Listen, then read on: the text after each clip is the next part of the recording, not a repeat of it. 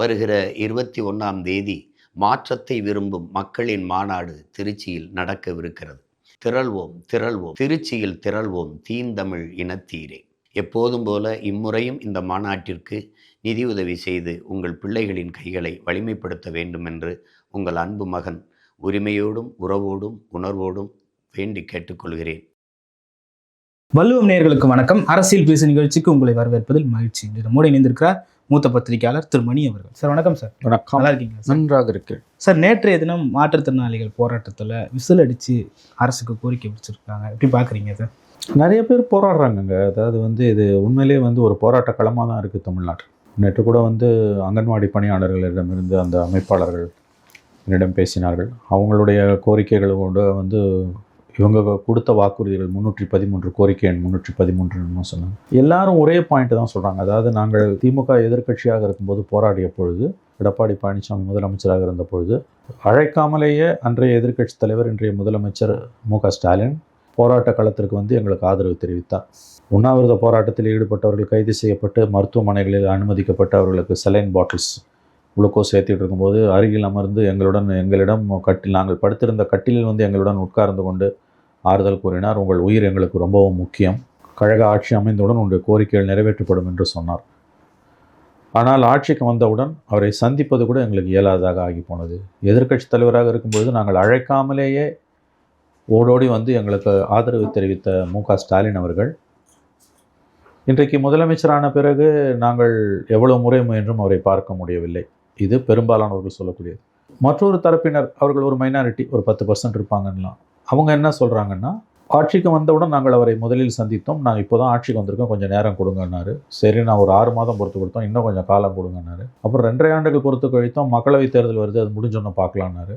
அதன் பிறகு பார்க்கவே முடியவில்லை. ஸோ இவங்க எல்லாருமே சொல்லக்கூடிய ஒரு பாயிண்ட் என்னன்னு கேட்டிங்கன்னா, அது மாற்றுத்திறனாளிகளாக இருக்கலாம், அங்கன்வாடி பணியாளர்களாக இருக்கலாம், இடைநிலை பள்ளி ஆசிரியர்களாக இருக்கலாம், செவிலியர்களாக இருக்கலாம், மருத்துவ பணியாளர்கள், போக்குவரத்து ஊழியர்கள், சத்துணவு பணியாளர்கள், இது மாதிரி அனைத்து தரப்பினரும் அரசு உதவியை எதிர்பார்த்திருக்கிற அரசியல் பணியாற்றக்கூடிய ஊழியர்கள், அனைத்து தரப்பினரும் சொல்லக்கூடிய இன்ட்ரெஸ்டிங்காக சுவாரஸ்யமான விஷயம் என்னென்னா, 2-3 விஷயங்களை அத்தனை பேரும் சொல்கிறாங்க. ஒன்று, நாங்கள் அழைக்காமலேயே அவர் எதிர்க்கட்சி தலைவராக இருக்கும்போது ஆதரவு தெரிவித்தார். 2வது, அவங்களுடைய தேர்தல் அறிக்கையில் ஒரு நம்பரை சொல்கிறாங்க. அங்கன்வாடி பணியாளர்கள் 313 அந்த நம்பரை சொல்கிறாங்க. அதை தானே நாங்கள் நிறைவேற்ற சொல்கிறோன்றாங்க. அந்த ஒரு போராட்ட பிரிவினர் இடைநிலை ஆசிரியர் 181 நாம மதிப்பு போட்டு உட்காந்தாங்க. ஸோ இவங்களோட பிரச்சனை ராபின்சன் நீங்கள் பார்த்தீங்கன்னா, நிறைவேற்ற முடியாதுன்னு தெரிந்தும் இவர்கள் வலிய போய் கொடுத்த வாக்குறுதிகளும் அதை தேர்தல் அறிக்கையில் இவர்கள் பிரசுரித்ததும் தான் இன்றைக்கி இவங்களுக்கு மிகப்பெரிய ஒரு இதுவாக மாறி இருக்கு. இன்னும் சொல்லப்போனால் அவர்கள் என்ன சொல்கிறாங்கன்னா, எடப்பாடி பழனிசாமி எவ்வளவோ மேல், ஏனெனில் அவர் அன்றைக்கும் இன்றைக்கும் நிறைவேறாத வாக்குறுதிகளை கொடுக்க மாட்டேன் என்று தான் சொல்லுகிறார்.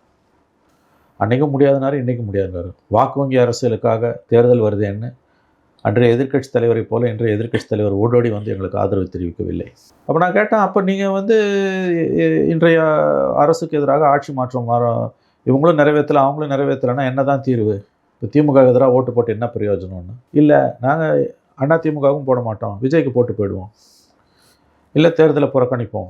இதுதான் அவர்களுடைய வாயிலிருந்து வரக்கூடிய வார்த்தைகளாக இருக்குது. போராட்ட களத்தில் இருப்பவர்களுடைய வார்த்தைகள் என்பது இதுதான். இது ஒரு பெரிய பிரச்சனை. நீங்கள் நல்லா யோசிச்சு பாருங்களேன். இன்றைக்கு மாற்றுத்திறனாளிகள் அவங்களோட கோரிக்கை, மாற்றுத்திறனாளி மட்டும் இல்லை, இடைநிலை ஆசிரியர்கள், இப்போ நம்ம லிஸ்ட்டே படித்தோம், நான் அங்கன்வாடி பணியாளர்கள், போக்குவரத்து ஊழியர்கள், அரசு ஊழியர்கள் எல்லாருமே நிதி இல்லை, நிதி இல்லை, நிதி இல்லை, நிதி இல்லை, நிதி இல்லை, நிதி இல்லை. தமிழக சட்டமன்ற நடவடிக்கைகளை நேரடி ஒளிபரப்புறதுக்கு அதிகபட்சம் 5 கோடி ரூபாய்னா அதுக்கு நிதி இல்லைன்னு அரசாங்கம் போய் பிரமாண பத்திரம் தாக்குமூலம் செய்து உயர்நீதிமன்றத்தில், சென்னை உயர்நீதிமன்றத்தில் 7,000 கோடி ரூபாய் ஒரே இரவில் நிதித்துறை செயலாளரால் விடுவிக்க முடியும். எப்படிங்க இது நடக்குது? இதையும் சமூகம் வேடிக்கை பார்க்குது. ஒரு இரவில் 7,000 கோடி ரூபாய் போயிடுச்சு. அப்போ அந்த பணம் எங்கேருந்து வந்தது? இது போராடுறவன், உழைக்கிறவன் கேட்குற கூலி. உழைப்பவனுடைய வேர்வை உலர்வதற்குள் அவனுக்கான ஊதியத்தை கொடுத்து விடு. நபிகள் நாயகத்தோட ரொம்ப புகழ்பெற்ற வாசகங்கள் அதுவும் ஒன்று. என்றைக்கு எத்தனையோ நூற்றாண்டுகளுக்கு முன்பு எழுதினது. உழைப்பவனுடைய வேர்வை உலர்வதற்குள் அவனுக்கான ஊதியத்தை கொடுத்து விடணும். இது தனியார் முதலாளி ஏமாத்துனா புரிஞ்சுக்கலாம். அரசே ஏமாத்துதுன்னா, சென்னை பல்கலைக்கழகத்தில் 2015 25 வரையில் பணியாற்றி ஓய்வு பெற்ற ஓய்வூதியதாரர்களுக்கான ஓய்வூதிய பலன்களை கொடுப்பதற்கு 90 கோடி ரூபாயை உடனடியாக விடுவிங்கள்னு தமிழ்நாடு அரசுக்கு சென்னை உயர்நீதிமன்றம் உத்தரவு போடுகிறது. 90 கோடி ரூபாய். 20 கோடி ரூபாய் தான் நான் ரிலீஸ் பண்ணுவோம், மிச்சம் 70 கோடி கொடுக்க முடியாது, என்கிட்ட பணம் இல்லை அப்படின்னோடனே நீதிமன்ற அவமதிப்பு அரசின் மீது, நிதித்துறை செயலர் மீது தொடுக்கப்படுகிறது. அதை எதிர்கொள்ள அவர் தயாராகிறார். கவனிங்க, 70 கோடியை கொடுக்க முடியாத நிதித்துறை செயலர் முடியாது என்று சொல்லுவதோடு மட்டுமல்லாமல் நீதிமன்ற அவமதிப்பையும் எதிர்கொள்ள தயாராகிறார். அதே நிதித்துறை செயலர் 70 கோடி அல்ல, 700 கோடி அல்ல, 1000 கோடி அல்ல, 3000 கோடி அல்ல, 5000 கோடி அல்ல, 7000 கோடி, கிட்டத்தட்ட 7000 கோடியை ஒரே நாளில், ஒரே இரவில், ஒரே கையெழுத்தில் விடுவிக்கிறார். இதை எப்படி புரிஞ்சுக்கிறது? நான் பொருளாதார நிபுணர் இல்லை, நான் படிக்காதவன், எனக்கு பொருளாதாரம் தெரியாது. நான் இதை பார்க்குற நேயர்களையும் உங்களையும் கேட்குறேன், இதை வந்து ஒரு பிரஜையாக நம்ம எப்படி புரிஞ்சுக்கிறது? தமிழ்நாடு வளர்ந்துடுச்சு, தமிழ்நாடு தான் இந்தியாவிலே உயர்ந்த மாநிலம். இது இன்றைக்கி எல்லா ஊடகங்களையும் பார்த்தீங்கன்னா உங்களுக்கு விளம்பரம் வந்து குவியுது. விளம்பரத்தாலேயே வாழக்கூடிய அரசு தான் இது. இன்றைக்கி விளம்பரம் மட்டும் பார்த்தீங்கன்னா அச்சு ஊடகங்களில், காட்சி ஊடகங்களில், குறிப்பாக அச்சு ஊடகங்களில் இடைநிலை பட்ஜெட்டை ஒட்டியும் பொருளாதார ஆய்வறிக்கையை ஒட்டியும் வந்திருக்கக்கூடிய விளம்பரங்கள் பார்த்திங்கன்னா பல லட்சங்களை இன்று செலவிட்டிருக்கிறார்கள். இந்த அளவுக்கு தனக்குத்தானே மாலை போட்டுக்கொள்ளக்கூடிய அரசு கடந்த 2 மாதமாக தமிழ்நாடு போராட்டக்களமாக இருக்கிறது. பேப்பரை திறந்தீங்கன்னா அனைத்து தரப்பினரும் கிட்டத்தட்ட போராடிட்டு இருக்காங்க. அவர்களுடைய கோரிக்கைக்கு செவி மறுக்கிற அரசு வைக்கக்கூடிய வாதம் என்பது ஸ்டாண்டர்டாக ஒரே ஒரு டைலாக தான் அரசு திரும்ப திரும்ப திரும்ப திரும்ப திரும்ப சொல்லுது: நிதி இல்லை. நிதி நிலைமை சீரானவுடன் உங்கள் கோரிக்கை பரிசீலிக்கப்படும். எது? ஒரு 70 கோடி ரூபாய் அதுலேருந்து ஆரம்பித்து வந்தீங்கன்னா. ஆனால் ஒரே இரவில் 7000 கோடி ரூபாயை கொடுக்க முடிகிறதுனா எங்கிருந்து வந்தது? நாளைக்கு நீங்கள் மீண்டும் ஆட்சிக்கு வந்தவுடன் எப்படி சமாளிக்க போகிறீங்க? இப்போ 1,31,00,000 பேருக்கு 1000 ரூபாய் என்பது 2000 ரூபாய் இருக்குது. 1,31,00,000 பேருக்கு 1000 ரூபாய் என்பது ஆண்டுக்கு 17,000 கோடி. 26-31 காலகட்டத்தில் 2000 ரூபாய் ஆக போகிறீங்க. டபுள்னும் போது 34,000 கோடி, 30,000 கோடின்னு வச்சுக்கோ. 5 ஆண்டுகளுக்கு 26-31 யார் ஆண்டாலும் 1,50,000 லட்சம் கோடி தேவைப்படுது 5 வருஷத்துக்கு.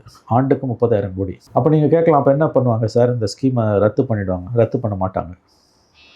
2 விஷயம் நடக்கும். ஒன்று, பல நாடுகளின் எண்ணிக்கையை குறைப்பாங்க. 2வது, இந்த பணத்தை வெவ்வேறு விதங்களில் வரியாக நம்ம மேலே போடுவாங்க. ஓகே. அப்புறம் வேறு துறைகளுக்கான நிதி இங்கே திருப்பி விடப்படும். ஏற்கனவே ஆதி திராவிட நலத்துறைக்கு கொடுக்கப்பட்ட 1,500 கோடி என்று நினைக்கிறேன். இந்த தொகை கூட குறைய இருக்கலாம். அது மகளிர் உதவித்தொகை திருப்பி விடப்பட்டிருக்கிறது. பிஜேபியில் இருக்கக்கூடிய சிலர் இந்த பிரச்சனையை கிளப்புறாங்க. ஆனால் அதை கிளப்ப வேண்டிய அளவுக்கு அப்புறம் கிளப்பல அவங்க. ஓகே. அந்த கட்சி மக்களை பிளவுபடுத்தக்கூடிய அரசியலை பண்ணிகிட்டு இருக்குது. திருப்பரங்குன்ற மாதிரியான இஷ்யூஸ் இதை கையில் எடுக்கணும். ஆதி திராவிட நலத்துறைக்கு கொடுக்கப்பட்ட 1,500 கோடி ரூபாய் இந்த பக்கம் திரும்பப்பட்டிருக்குது. அவங்க பிஜேபியோட அதிமுக முன்னாள் எம்பி, இப்போ தற்போதைய பிஜேபியில் நிர்வாகியாக இருக்கக்கூடிய சசிகலா புஷ்பா அந்த அம்மா ஏடிஎம்கே ராஜ்யசபா எம்பியாக இருந்தாங்க. அந்த அம்மா 4-5 நாட்களுக்கு முன்பு சன் டிவி தொலைக்காட்சியில் இதை பேசினாங்க. ரொம்ப அற்புதமான பாயிண்ட். இதை தானே ஏன் நீ பேசணும்? திருப்பரங்குன்றத்தில் போய் மலை மேலே ஏறின்னு தீபம் ஏற்றுவான், அடம் பிடிக்கிறது அவன் வேலை. ஆடு வெட்டக்கூடாது, மாடு வெட்டக்கூடாது, இதுதான் உனக்கு பிரச்சனையா? இப்போ எல்லாரையும் பாதிக்க பிரச்சனை இது தானே. இந்த அரசு தலித் மக்களுக்காக ஒதுக்கப்பட்ட, ஆதி திராவிட நலத்துறைக்கு ஒதுக்கப்பட்ட தொகையில் ஒரு குறிப்பிட்ட தொகையை மகளிர் நலத்திட்டங்களுக்காக, மகளிர் உதவித்தொகையை சமாளிப்பதற்காக திருப்பி விட்டிருக்கிறது. இது எவ்வளோ பெரிய இஷ்யூ இது சார்? ஆனால் இதை விசிகாவோ இல்லை திருமாவளவனோ பேசியிருக்கலாம். நல்ல கேள்வி. நீங்கள் கேட்க வேண்டியது திருமாவை, என்கிட்ட கேட்கக்கூடாது. திருமாவை போய் பார்த்து கேளுங்க, மைக்கை போட்டு கேளுங்க, அப்பாயின்மெண்ட் வாங்கி கேளுங்க, புள்ளி விவரங்களோட போய் கேளுங்க. அவர் எப்படி அதுக்கு முட்டு கொடுப்பார் திமுக என்பதை நீங்களே பார்ப்பீர்கள். தலித்துகளுக்கான முன்னேற்றத்துக்கான பணத்தை திரும்ப கொடுக்க வேறு துறைகளுக்கு திருப்பி விடுவது என்பது கிரிமினல் குற்றம். ஆக்சுவலாக அது அரசே செய்யுது.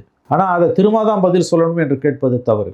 தலித்துகளுக்கான, ஆதி திராவிடருக்கான உதவித்தொகையை திருப்பி விடுவதில் ஏதோ திருமாவுக்கு மட்டும்தான் பங்கு இருக்குது. அப்போ அது வெறும் தலித்து கட்சின்னு நம்ம பார்க்குறோம். அந்த பார்வை தவறு. ஒட்டுமொத்த கட்சிகளையும், திமுகவோட தோழமையாக இருக்கக்கூடிய எல்லா நிலைய வித்வான்களையும் கேட்கணும். சிபிஎம், சிபிஐ, காங்கிரஸ் அவங்களையும் கேட்கணும். இதுதான் அரசியல். 10 சீட்டு கூட, 20 சீட்டு கூட, எனக்கு ஆட்சியில் பங்கு வேணும், அதில் பங்கு வேணும், இதில் பங்கு வேணும், அது பண்ணுங்க. அது தேர்தல் நேரத்து தமாஷா. ஒட்டுமொத்த பிரச்சனைன்றது இதுதானங்க. நீங்கள் உண்மையான பிரச்சனை, லைஃப் அண்ட் டெத் இஷ்யூ தானே. கரெக்டாக ஆதி திராவிடர் நலத்துறைக்கு ஒதுக்கப்பட்ட ஒரு எக்ஸ் அமௌண்ட், அது 500 கோடியோ 50 கோடியோ 1000 கோடியோ 1500 கோடியோ, அது இதற்கு திருப்பி விடப்பட்டிருக்கிறது என்பது பாஜகவுடைய குற்றச்சாட்டு. அரசு ஒன்று இந்த குற்றச்சாட்டை மறுக்க வேண்டும். இல்லை, ஆமாம் ஒதுக்கிட்டோம், இதுக்கு வேறு வழி இல்லாதால செஞ்சோன்னு அதுக்கான நியாயத்தை மக்கள் மன்றத்தில் வைக்கணும். இதை கடந்து போக முடியாது. இப்போ இதை பிஜேபி தான் பேசணுமா? இல்லை நீங்கள் எடுத்த உடனே நீங்கள் என்ன சொல்லுங்க, விசிகான்றீங்க. நான் உங்களை குறை சொல்லலை, பார்வை அப்படி தான் இருக்குது. இது விசிகான்னா வெறும் தலித் சம்மந்தப்பட்ட பிரச்சனை இல்லை, இது ஒட்டுமொத்த சமூகத்தின் பிரச்சனை. அப்போ திமுகவோட தோழமையில் இருக்க கட்சிகளும் இதை கேட்கணும். இடிப்பாறை இல்லை ஏமராமண்ணன், கெடுப்பாறை இல்லான்னு கெடும். இதுதானே பாலிடிக்ஸு. இன்றைக்கி தமிழ்நாடு அரசியல் எப்படி ஆகிப்போச்சு, திமுகவுக்கு ஜால்ரா போடுறது ஒன்று தான் பாலிடிக்ஸ்னு ஆகிப்போச்சுல. ஊடகங்கள் 99% ஊடகங்கள் 99% ஊடகவியலாளர்கள் திமுகவுக்கு ஜால்ரா போடுறத வந்து தங்களுடைய முழு நேர தொழிலாக கொண்டிருக்கிறார்கள். அதுதான் மெயின் ஸ்ட்ரீம் ஆகிடுச்சு. அரசை விமர்சிக்கக்கூடியவன் ஃப்ரிஞ்ச் ஆகிட்டான். இது ரொம்ப ஆபத்தான ஒரு போக்கு. இந்த அரசை விமர்சிக்கணும்னு நம்ம விமர்சிக்கல. தனிப்பட்ட பகை யார் மீதும் நமக்கு கிடையாது. எந்த கட்சி மீதும் எந்த தலைவர் மீதும் கிடையாது. என்ன சொல்லப்போனால் மு.க. ஸ்டாலின் அவர்கள் இந்தியாவின் மிக மிக அனுபவம் வாய்ந்த ஒரு அரசியல்வாதி. 50 ஆண்டுகளுக்கு மேல் அனுபவம் கொண்டு அவசர நிலை காலத்தில் சிறைப்படுத்தப்பட்டு அதன் கொடுமைகளை அனுபவித்து இன்றைக்கு வெற்றிகரமாக இந்திய அரசியலில் கோலோச்சுகிற விரல் வெட்டி எண்ணக்கூடிய அரசியல்வாதிகளில் ஒருவர் நம்முடைய மு.க. ஸ்டாலின் அவர்கள். அவர் மீது எனக்கு தனிப்பட்ட முறையில் மிகுந்த மரியாதை உண்டு. அதெல்லாம் வந்து எந்த விதமான மாற்று கருத்தும் இல்லை. அவருடைய பிறந்தநாள் விழாக்களில் கூட நான் பேசியிருக்கேன். பிரச்சனை அது இல்லை. ஒரு முதலமைச்சராக நீங்கள் ஆளும்பொழுது இங்கே இவ்வளவு சிக்கல்கள் இருக்கும் பொழுது எதிர்வினையாற்ற வேண்டிய ஊடகங்களும் எதிர்கட்சியும் மொத்தமாக கொலாப்ஸ் ஆகி கிடக்கிறாங்கல்ல. இப்போ இதை பற்றி யார் பேசுறது? நீங்கள் இலவசங்கள் என்ற பெயராலே இன்றைக்கி கஜானா சூறையாடப்படுது. எல்லா இலவசங்களையும் நம்ம எதிர்க்கல. மதிய உணவு திட்டம் வேணும், எம்ஜிஆர் கொண்டது. அதை காலை உணவு திட்டமாக சிற்றுண்டி திட்டமாக ஸ்டாலின் விரிவுபடுத்தியிருக்காரு. ரொம்ப பாராட்டுக்குரிய திட்டம் அது. அற்புதமான திட்டம், மனம் நெகிழ வைத்த திட்டம் அது உண்மையிலே. ஏன்னு கேட்டிங்கன்னா, குழந்தைங்க சாப்பிட்றத பார்க்கும்போது உனக்கு கிடைக்கிற மகிழ்ச்சி வாழ்க்கையில் ரொம்ப சொற்பமான விஷயங்களில் தான் கிடைக்கும். ஒரு குழந்தை சாப்பிடுதில்ல, ஒரு குழந்தை சாப்பிடும்போது, அதுவும் பள்ளி குழந்தைகள் பாகுபாடு இல்லாமல் பள்ளி குழந்தைகள் சாப்பிடும்போது அதை பார்க்கும்போது உங்களுக்கு கிடைக்கக்கூடிய அந்த மகிழ்ச்சி என்பது வாழ்க்கையில் வேறு சில விஷயங்களில் மட்டும்தான், சொற்ப விஷயங்களில் தான் உங்களுக்கு கிடைக்கும். அது கல்வி இடைநிற்றலை நிறுத்துது, கல்வியை வளர்க்குது. அது வந்து அது திரும்ப சமூகத்துக்கு பலனாக வந்து சேருது. அற்புதமான திட்டம். அதே மாதிரி வந்து காப்பீட்டு திட்டங்கள், பெண்களுக்கான திட்டங்கள், இதெல்லாம் நம்ம வரவேற்கிறோம். பட் இந்த 1000 ரூபாய் ஸ்கீமெல்லாம் எதில் வரும்? அது நீங்கள் எங்கே போகுது? 1000ன்றது 2000 ஆகுது. நான் இவங்கள மட்டும் சொல்லலைங்க. எடப்பாடியும் இந்த பாவத்தை தான் பண்ணார். அவர் ஆரம்பித்தார், இவங்க அடுத்து போயிட்டாங்க. 2 பேரும் சேர்த்து நான் சொல்கிறேன். இவங்க அதிகாரத்தில் இருக்கிறதால இவங்கள கேட்குறோம். தனிப்பட்ட பகை யார் மேலேயும் நமக்கு கிடையாது. இப்போ நீங்கள் யோசிச்சு பாருங்கள், இந்த 26-31 காலகட்டத்தில் 2000 ரூபான்னு ஸ்டாலின் சொல்லிட்டார். யார் ஆட்சிக்கு வந்தாலும் அதை கொடுக்க மாட்டாங்க. முதல்ல ஒரு 2 வருஷம் கொடுக்க மாட்டாங்க, எழுதி வச்சுப்பாங்க. 1000 ரூபாய் தான் கொடுப்பாங்க. அதுலேயும் பல நாளுகள் எண்ணிக்கை குறைக்கப்படும். அப்புறம் தேர்தல் நெருக்கத்தில் கொடுப்பாங்க. இந்த ஸ்கீமெல்லாம் நிறுத்த மாட்டாங்க. ஆனால் எப்படி இந்த பணத்தை திரட்டுவாங்க? என் தலையிலையும் உங்கள் தலையிலையும் அது விடிய போகுது. ஏங்க இந்த கவர்மெண்ட் வந்து எத்தனை முறை வீட்டு வரி ஏறிச்சு, சொத்து வரி ஏறிச்சு, எத்தனை முறை மின் கட்டணம் ஏறிச்சு, எத்தனை முறை பால் கட்டணங்கள் ஏறிச்சு, வணிக வரி கமர்ஷியல் டேக்ஸில் பத்திரப்பதிவு எவ்வளோ தூரம் ஏறி இருக்குது. இதெல்லாம் உங்கள் தலையிலையும் என் தலையிலையும் தானங்க விடியுது. இன்றைக்கி ஒரு சின்ன ஷாப் வச்சுருக்காங்க, வீடுகளை விட மோசம் வந்து வணிக ஷாப்ஸ்க்கு வந்து கமர்ஷியல் எலக்ட்ரிசிட்டி ஏற்றுனது, பவர் டேரிஃபும் வீட்டு வரியும் ஏற்றுனது. 350 ரூபாய் கட்டினவெல்லாம் இன்றைக்கி 7000 ரூபாய் கட்டுற லெவலில் இருக்கான். தெரியுமா உங்களுக்கு? கேள்விப்பட்டீங்கன்னா சொல்லுவாங்க, பார்த்துருப்பீங்க நீங்கள். அப்போ இது நம்ம தலையில் தானே விடியுது. கொடுக்குற 1000 ரூபாய் வாங்கி நீ ஓட்டு போடுற, உன் 5000 ரூபாய் உன் தலையில் தெரிஞ்சு விடிச்சிருக்கு. இப்போ எவ்வளோ விடிய போகுது? 2000 ரூபாய்னா லிமிட்டே கிடையாது. 2 மாதமாக தமிழ்நாடு போர்க்களம் போராடிக்கிட்டே இருக்காங்க. போராடுறது ஃபேஷனாக போச்சுன்னு மனசாட்சியே இல்லாமல் பேசுகிறாரு மா சுப்பிரமணியம். இதே மா சுப்பிரமணியம் தான் ஸ்டாலினை கைப்பிடிச்சி கூட்டு போய் சென்னை மாநகராட்சி முன்னால் எதிர்க்கட்சியாக இருக்கும்போது குறைஞ்சது 10 தடவை போராடக்கூடியவங்களுக்கு அழையா விருந்தாளியாக போய் நாங்கள் வந்தோன்னா உங்களுக்கு நிறைவேற்றிடுவோம், நாங்கள் வந்தோன்னா நிறைவேற்றிடுவோம்னு சொல்லிட்டு அதிகாரத்துக்கு வந்த 5 மாதத்தில் கையை விரிச்சாங்க. முடியாதுன்னு வைக்கிற ஒரே பதில் என்ன? பணம் இல்லை. நீ 7000 கோடி எப்படி வருது? சரி 7000 கோடி கொடுத்துட்டேன், கொடுக்கணுமே. இப்போ வருஷம் 30,000 கோடி போகுது. எப்படி வரப்போகுது? சுற்றி நம்ம தலையில் தான் வெடிய போகுது. ஓகே சார், இது எல்லாத்துக்குமே தீர்வு வந்து விசுலோ இல்லை தாவேக்காவோ தான் இந்த போராட்டக்காரர்கள் நினைக்கிறாங்களா சார்? அவங்க அப்படியும் நினைக்கலங்க. பாவங்க, அவங்க ரொம்ப பாவமாக இருக்குது எனக்கு அவங்கள பார்த்தா. மனசு கஷ்டமாக இருக்குது. அப்போ நான் சொல்கிறேன். ஏன்னா நான் அவங்ககிட்ட பேசும்போது அவங்க என்ன சொல்கிறாங்க, நான் கேட்குறேன் அவங்கள, சரிங்க இந்த அரசு துரோகம் பண்ணிடுச்சு, முதுகில் ஊற்றிடுச்சுன்றங்க, அது உண்மைங்க. இப்போ அடுத்து எடப்பாடி வந்து ஏடிஎம்கே வந்தால் அவங்களும் செய்ய மாட்டாங்களாங்க. அது உண்மை தான் சார். ஒரு விதத்தில் அவர் மேலு சார். அவர் ஆளுங்கட்சியாக இருக்கும்போது எங்களுக்கு நம்பிக்கை கொடுக்கல. இப்போ எதிர்கட்சியாக இருக்கும்போது ஓடோடி வந்து ஸ்டாலினை பண்ண மாதிரி அவங்க பண்ணலை. எங்களுக்கு ஒரு சின்ன வாய்ப்பாக நாங்கள் விஜய்க்கு ஓட்டு போடலான்னு நினைக்கிறோம். நான் சொன்னால், ஏங்க அவருக்கு பல விஷயங்களில் தெளிவே இல்லையாங்க, கருத்தே இல்லையா? நிர்வாகம் பண்ண முடியும்னு நம்புறீங்களா? நிர்வாகம் அவரால் பண்ண முடியும்னு பெரிய நம்பிக்கையெல்லாம் எங்களுக்கு ஒன்றும் இல்லை சார். ஒரு சின்ன நம்பிக்கை இருக்குது. 2 பேரை போட்டு ஏமாந்துட்டோம், 3வது ஒருத்தருக்கு முயற்சித்து பார்க்கலாமே, ஒன்றும் குடிமொழிகிட போகிறது இல்லையே என்று அவர்கள் நம்பிக்கை இழந்து பேசுகிறார்கள். அவங்க விஜய்க்கு ஓட்டு போடுறோன்னு சொல்கிறவங்கெல்லாம் விஜய் தேனும் பாலும் ஓட வைப்பார், அப்படியே பூமியை கீழே தலைகீழ மாற்றிடுவான்னு நம்பிலாம் ஓட்டு போடலை. இன்னும் சொல்லப்போனால் அவரால் பண்ண முடியாது. ஒரு சின்ன ஹோப் இருக்குது, இவங்களாலே பண்ண. அதில் ஒருத்தர் என்கிட்ட சொன்னார், ஒரு போராட்டக்காரர் அதே வார்த்தையை ஒரு 25 வயது இளைஞன், ஒரு ரிட்டையர்டு போலீஸ் ஆஃபீஸரோட சன்னு சப் இன்ஸ்பெக்டர் வந்து அவங்க அப்பா ரிட்டையர் ஆனார். அந்த பையனும் சொன்னால் எனக்கு 3-4 மாதம் மேலே 2 நாளுக்கு மேலே போராட்ட குழுவில் ஒருத்தர்கிட்ட பேசும்போது அவரும் இதே வார்த்தையை சொன்னார். எனக்கு ஆச்சரியமாக இருந்தது. 2 பேரும் ஒரே விஷயம் சொல்கிறாங்க. என்ன தெரியுமா? ஏங்க தாவேக்காக ஒன்றும் பெரிய நிர்வாக திறமெல்லாம் இல்லைங்க. ஒரு முயற்சி பண்ணி பார்க்கலாம். வாழ்க்கையில் சம்டைம்ஸ் அதிசயங்கள் நிகழும். திமுக மாதிரியான ஒரு அனுபவம் வாய்ந்த கட்சியாலேயே நிர்வாகம் பண்ண முடியல. இன்றைக்கி நிர்வாகம் என்பது, அரசு நிர்வாகம் என்பது உலகம் பூராவே பெரிய பிரச்சனையால் தான் இருக்குது. எங்களுக்கு புரியுதுங்க. ஆனால் ஒரு முயற்சித்து பார்க்கலாமே. விஜய் ஒன்றும் திறமசாலி, இவங்களோட நல்ல நிர்வாகத்தை கொடுப்பார்லாம் நாங்கள் ஒன்றும் பெருசாக நம்பலை. பட் ஒரு அட்டெம்ப்ட் பண்ணலாமேன்றாங்க. எவ்வளோ தெளிவாக இருக்காங்க. அப்போ இவங்க 2 பேர் மேலே இருக்கக்கூடிய அந்த ஒரு ஃப்ரஸ்ட்ரேஷன் இருக்குல்ல, இதுதான் ஆபத்தானது. வளர்ச்சி வளர்ச்சி வளர்ச்சின்றீங்க. எந்த வளர்ச்சி? யாருக்கான வளர்ச்சி? இந்த இன்றைக்கி பூரா பேப்பரை திறந்தா விளம்பரமாக வந்து கொட்டுது. கண்ணை கூசுகிற அளவுக்கு விளம்பரம். மக்கள் வரிப்பணம் வந்து அப்படியே வாரி அரைச்சிக்கிட்டு இருக்காங்க. கல்வியில் சிறந்த தமிழ்நாடுன்னு சொல்கிறீங்க. வாத்தியாருக்கு 15,000 ரூபாய் சம்பளம், இடைநிலை ஆசிரியருக்கு ஒரு நாளைக்கு 500 ரூபாய், கொத்தனார் சம்பளத்தை விட பாதி. அப்போ அந்த கல்வியோட தரம் எப்படி இருக்கும்? இன்னும் இதை பற்றி யார் பேர்? அப்புறம் ஒட்டுமொத்தமாக எல்லா அரசு சேவைகளும் இன்றைக்கி தனியார் மயமாக்கப்பட்டிருக்கு. தனியார் மயமாக்கும்போது இருக்கக்கூடிய இன்னொரு அடிஷ்னல் ப்ராப்ளம் என்ன தெரியுமா? இவங்க மூச்சுக்கு 300 தடவை சமூக நீதின்றாங்கல்ல, அது கொலாப்ஸ். தனியார் மையத்தில் ரிசர்வேஷன் இடம் கிடையாது இல்லையா? ஆமாம். அப்போ நீ ஒரு பக்கம் சமூக நீதினு பேசிட்டு இன்னொரு பக்கம் ஒட்டுமொத்த அரசு சேவைகளை இன்றைக்கி தனியார் மயமாக்கியிருக்க. யார் நிர்வாகத்துக்கு வந்தாலும் கஷ்டங்க. அதை நான் ஒத்துக்கிறேங்க, அதை நான் மறுக்கலை. இவர்கள் வந்து அப்படி பார்த்தா இவங்க நிர்வாகத்தில் திறமைசாலிகள். திமுக அவங்களுக்கு அனுபவம் இருக்குது. பட் அதீதமாக ஒரு பக்கம் பணத்தை ஏன் நீங்கள் வந்து சூறையாடுறீங்க? 1.5 லட்சம் கோடி அடுத்த 5 ஆண்டுகளுக்கு தேவை. அதை நீங்கள் எப்படி சரி செய்ய போகிறீர்கள்? அப்போ திட்டத்தை கைவிட்டுருவாங்கன்னு நீ சொல்கிறியான்னு என்ன கேட்டாங்க. இல்லைங்க, திட்டத்தெல்லாம் கைவிட மாட்டாங்க. என்ன நடக்குன்றதை நான் சொல்கிறேன். மகாராஷ்டிராவில் 2024 அக்டோபரில் புதிய அரசு பதவியேற்றது. பெண்களுக்கான உதவித்தொகை வந்து 2,000 ரூபாயோ 2,500 ரூபாயோ கொடுத்தார்கள். ஐ திங்க் 2,500 ரூபாய் என்று நினைக்கிறேன், சப்ஜெக்ட் டு கரெக்ஷன். ஒன்று 2,000 இல்லை 2,500. என்ன பண்ணாங்க தெரியுமா? 5 மாதம் கொடுத்தாங்க. அதன் பிறகு அந்த திட்டம் நிறுத்தப்பட்டது. நாங்கள் வந்து பலனாளிகளை வந்து கணக்கெடுக்க போகிறோம், தகுதி இல்லாதவர்கள் வாங்குறாங்கன்ட்டு கிட்டத்தட்ட 1/3 அல்லது 1/4 பலனாளிகள் குறைக்கப்பட்டார்கள். அதுக்கு பிறகு மறுபடியும் 5 மாதங்கள் கழித்து அந்த திட்டம் துவக்கப்பட்டது. அங்கேயும் இந்த பிரச்சனை நடந்தது. என்னன்னா, ஆதி திராவிட நலத்துறை மட்டுமல்லாமல் வேறு சில துறைகளுக்கு ஒதுக்கப்பட்டாங்க. கூட்டணி கட்சி ஷிண்டேவோட ஊரக வளர்ச்சி திட்டங்களுக்கான பணம் என்று நினைக்கிறேன், சப்ஜெக்ட் கரெக்ஷன். லடுக்கி பெஹன் ஸ்கீம் அது பேர், இங்கே மகளிர் உரிமை தொகை மாதிரி. அதற்கு திருப்பிவிடப்பட்டது. அரசாங்கங்கள் எப்படி சமாளிக்குதுன்றது பாருங்கன்றான். ஒன்று பலனாளிகளின் எண்ணிக்கையை குறைக்கிறான். இன்னொன்று என்ன பண்ணுறாங்க? தமிழ்நாடு மாதிரி ஆதி திராவிட நலத்துறை அல்லது ஊரக வளர்ச்சி திட்டங்கள், இந்த மாதிரியான ஸ்கீம்ஸ் இருக்குல்ல, உள்ளாட்சி அமைப்புகளுக்கான நிதி, இதை வந்து டைவெர்ட் பண்ணுறாங்க. அப்போ எது பாதிக்கப்படுது? உண்மையான வளர்ச்சி பாதிக்கப்படுது. இந்த திட்டம் வந்து ரொம்ப ஆபத்தான திட்டங்க. இந்த 1000 ரூபாய் பெண்களுக்கு கொடுக்குது. 8 மாநிலங்களும் என்னமோ இது இந்தியாவில் செஞ்சுட்டு இருக்காங்க. 8 அல்லது 13 மாநிலங்கள் இதை கையாளக்கூடிய, கிட்டத்தட்ட 13 மாநிலங்கள் நினைக்கிறேன். இந்த கொஞ்சம் கூட குறைய இருக்கலாம் நான் சொல்கிறேன். Hyder it will be 8 or 13. இந்த மாநிலங்களில் எல்லாமே இந்த பிரச்சனை இருக்குது. திமுக மாதிரி பாஜக காங்கிரஸ் அல்லாத மாநிலங்கள் உண்டு. கர்நாடகா தெலுங்கானா மாதிரி காங்கிரஸ் மாநிலங்கள் இருக்குது. பிஜேபி ஆளக்கூடிய மகாராஷ்டிரா, ராஜஸ்தான், மத்திய பிரதேஷ் மாதிரி இருக்குது. ஸோ எல்லாருமே அதில் இருக்காங்க. அதாவது எல்லா விதமான அரசியல் வண்ணங்களும் அதில் இருக்குது. ரிசர்வ் வங்கி கடந்த 3 அல்லது 4 வாரங்களுக்கு கொடுத்த கடும் எச்சரிக்கையில் இந்தியாவுடைய பல மாநிலங்கள் வந்து இலவசங்களால் பெரிய அளவில் நிதிச்சுமையை எதிர்கொண்டிருக்கின்றன. கஜானா காலியாகி கொண்டிருக்கிறது. ஒரே நேரத்தில் கிட்டத்தட்ட 10-13 மாநிலங்களோட கஜானா காலியாச்சுன்னா இந்திய பொருளாதாரம் மிக கடுமையான நெருக்கடியை நோக்கி நகரும்னு ரிசர்வ் பேங்க் ஆஃப் இந்தியாவோட ஒரு எச்சரிக்கை வந்திருக்கு. யாரும் கவலைப்படல. ரேவடி கல்ச்சர்னு இதை நக்கல் பண்ண இழிவுபடுத்திய மோடியோட பிஜேபியை அன்றைக்கி வாரி வழங்குது.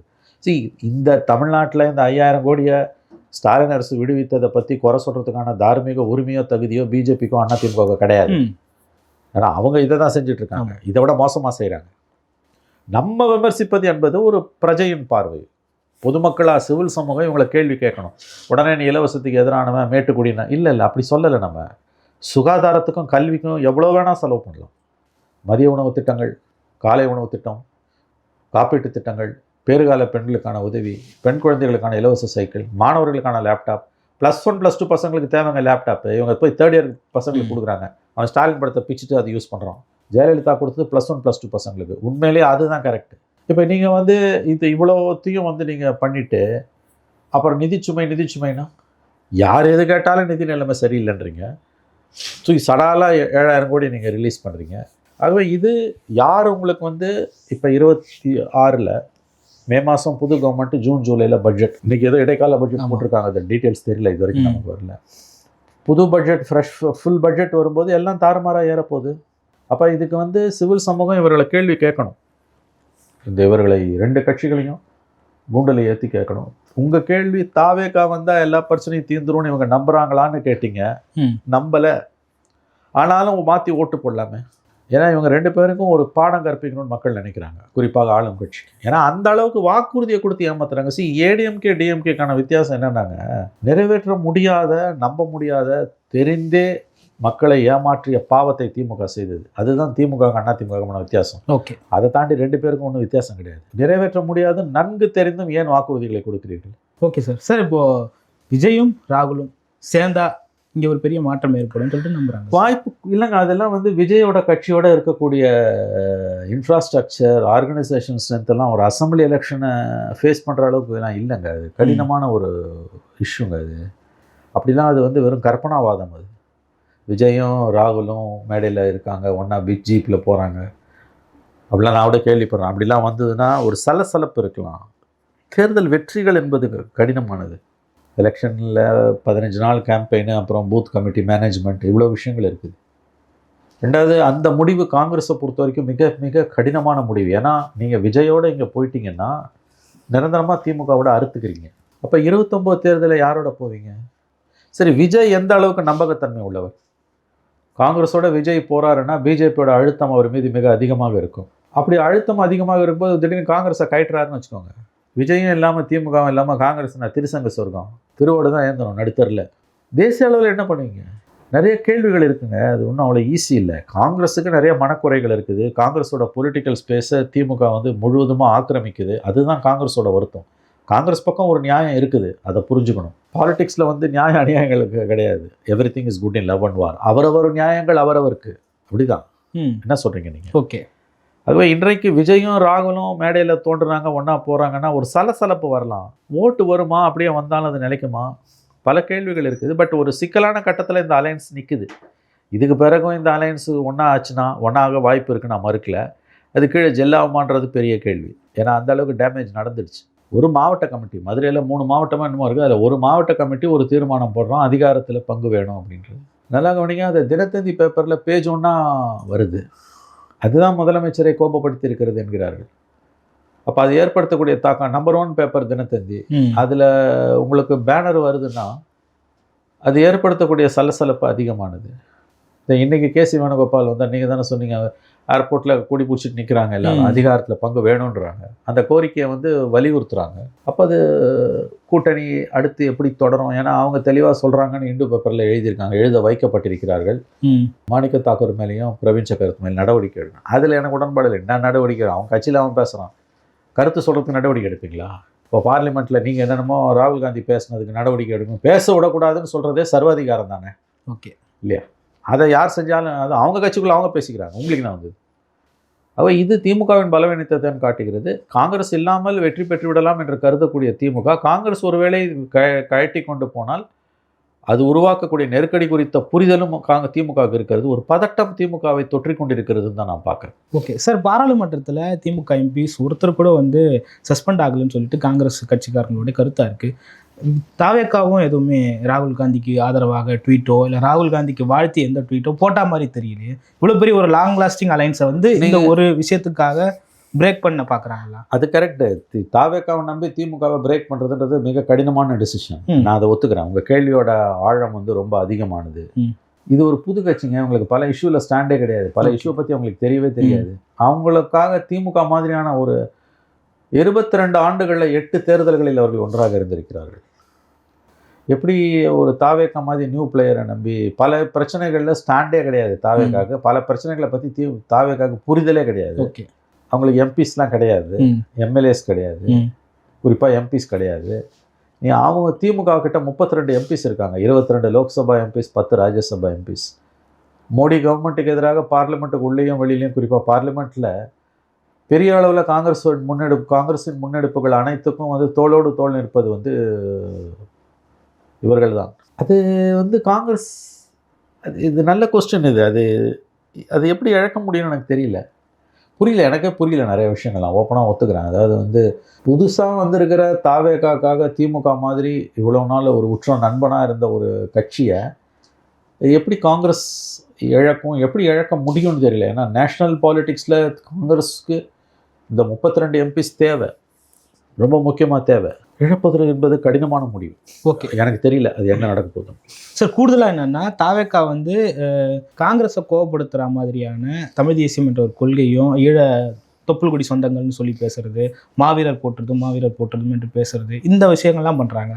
வைகோவோட அந்த பேரணிக்கே போகாத காங்கிரஸ் இந்த கொள்கைகள்லாம் தாவேக்காவை ஏற்றுக்கிறாங்களா? இது காங்கிரஸ் வந்து சந்தர்ப்பவாதத்தின் மொத்த வடிவம். இது ஒன்றும் புதுசு இல்லை. 2004 தேர்தலில் வைகோ மதிமுக அன்றைய காங்கிரஸில் கூட்டணியில் இருந்தது. தமிழ்நாட்டில் ரெயின்போ அலையன்ஸை கலைஞர் உருவாக்கினார். திமுக, காங்கிரஸ், மதிமுக, பாமக, 2 இடதுசாரிகள் 40 சீட் அடித்தாங்க. அப்போ அந்த கூட்டணி நடந்துக்கிட்டே இருக்கும்போது சோனியா காந்தியை வைகோ அவருடைய வீட்டில், சோனியா காந்தியோட வீட்டில் வைகோ அவரை சந்தித்து பேசினார். எந்த வைகோ? ராஜீவ்காந்தி படுகொலைகள் குற்றம் சுமத்தப்பட்ட வைகோ. அதன் பிறகு அவர் குற்றவாளி இல்லை என்று சிபிஐ தெரிவித்து விட்டது. ஆனால் ராஜீவ்காந்தி படுகொலைக்கு காரணமான விடுதலை புலிகளை ஆதரித்து அன்றைக்கும் இன்றைக்கும் பேசி கொண்டிருக்கக்கூடியவர் வைகோ. அந்த வைகோவோட தான் காங்கிரஸ் டிராவல் பண்ணுச்சு. எப்போ? 2004. அதன் பிறகு 2019, 2024 வைகோவோட தான் காங்கிரஸ் இருக்குது. விடுதலை புலிகள் விஷயத்தில் எப்பயும் ஒரே நிலைப்பாட்டில் இருக்கக்கூடிய ஒரே தலைவர் வைகோ. வைகோ மீது நமக்கு 1000 விமர்சனங்கள் உண்டு. விடுதலை புலி மீதும் எனக்கு விமர்சனம் உண்டு. பட் வைகோ கிட்ட இருக்க ஒரு கன்சிஸ்டன்சி என்னன்னு கேட்டிங்கன்னா, விடுதலை புலிகள் விஷயத்தில், எல்டிடி விஷயத்தில் அவர் உறுதியான நிலைப்பாடு கொண்டு அவரோட இப்போ வர கட்சியெல்லாம் நீங்கள் ஒப்பிடவே முடியாது. வைகோ அதற்கான விலையை கொடுத்தார். I was a supporter of LTTE yesterday, I am a supporter of LTTE today, I will be a supporter of LTTE டுமாரோன்னு 2002 ஜூலையில் அவர் பேசி ஜெயலலிதா அவர் பொட்டாவில் பிடிச்சி 19 மாதம் ஜெயிலில் வச்சாங்க. அப்போ சுப்ரீம் கோர்ட்டில் அவர் பெயிலுக்கு போடும்போது அன்றைக்கு மத்திய அரசு எல்கே அத்வானி உள்துறை அமைச்சர், மத்திய உள்துறை அமைச்சகம் தடை செய்யப்பட்ட ஒரு இயக்கம், விடுதலை புலிகள் தடை செய்யப்பட்ட இயக்கம் எல்டிடி, தடை செய்யப்பட்ட இயக்கத்துக்கு வாய்மொழியாக ஆதரவு கொடுப்பதும் தவறு தான் ஒரு அஃபிடவிட் போட்டாங்க அவரோட பெயில பெட்டிஷன் வந்தப்போ. அப்போ திமுக பிஜேபி கூட்டணியில் இருந்தது. திமுக உள்ளிட்ட கட்சிகள்லாம் கடுமையாக அதை எதிர்த்தாங்க. அதன் பிறகு பாரதிய ஜனதா கட்சியோட அந்த மத்திய உள்துறை அமைச்சகம் 2வது அஃபிடவிட் போட்டாங்க. தடை செய்யப்பட்ட இயக்கத்துக்கு வாய்மொழியாக ஆதரவு தருவது என்பது குற்றம் ஆகாதுன்னு. இப்போ நான் ஏன் இவ்வளவு சொல்கிறேன்னா, இதுக்கு பிறகு தான் காங்கிரஸ் வைகோவோட 2004 சேர்ந்தது, 2019 சேர்ந்தது, 2021 சேர்ந்தது, 2024 சேர்ந்தது. 22 ஆண்டுகளில் 3 மக்களவைத் தேர்தல்கள், 1 சட்டமன்ற தேர்தலில் விடுதலை புலிகளுடைய வெளிப்படையான தீவிர ஆதரவாளரான வைகோவுடன் தான் காங்கிரஸ் பயணித்திருக்கிறது, பயணித்து கொண்டிருக்கிறது. இதில் தாவேக்காவோட போகிறதில்ல அவங்களுக்கு என்ன கலக்கும். அப்போ அரசியல்னு வரும்போதும் காங்கிரஸும் ஒரே மாதிரி தான். ஓகே சார், பல்வேறு கருத்துக்களை பகிர்ந்து கொண்டீங்க. மற்றும் ஒரு கான்செப்ட். நன்றி சார்.